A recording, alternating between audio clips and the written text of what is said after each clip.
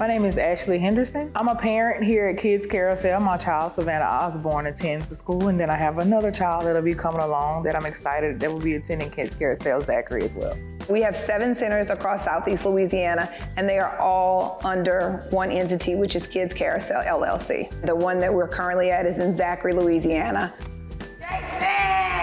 Good job. As a company, we serve over 800 families. We have the capacity right now for about 1,200. This location has around 109. We're licensed for 175. We have a lot of braided funding, so we have private pay, we have child care assistance.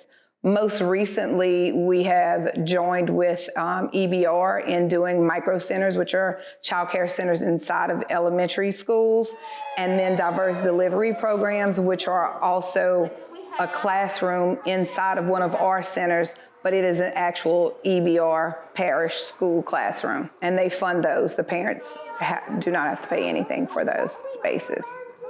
The financial loss in the past 2 years as a company has been over $1 million. We were one of the few centers that we didn't charge our parents the first year of COVID. And so we wrote off a lot of things, and then we lost a lot of parents that lost their jobs.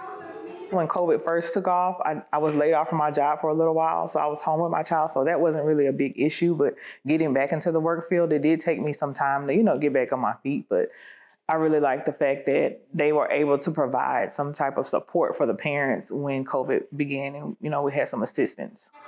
You put it together, Mac? Good job, Mac. For 2 years, parents were not allowed to step foot inside of a center. So you have moms like Miss Ashley that are pregnant, and then they can't come into a center and see a facility. They can't talk to a teacher. They can't see what's going on and actually have a verbal conversation with their child's day was like and just see the setting. And so we've opened 2 centers during COVID, and some of those parents, up until maybe 3 months ago, they had never stepped foot inside of a center. You're trusting people with your child's well-being, and you can't even see where they are. We are very fortunate. We've always had cameras installed in all of our locations, which was pretty much a godsend for COVID because the parents can log in and see what's going on with their kids. Childcare is very important for me because it allows me to go out and be able to work and provide for my family, and I really get that here at Kidz Karousel. They're very hands-on. Anytime something's going on, they'll call. I love the fact that they email monthly when things are going on. They have calendars. I know what my child's eating. I know what type of activities they're doing. So I really feel like it's important that I don't have to drive 30 minutes or an hour to find quality care. I can find it right here in my community.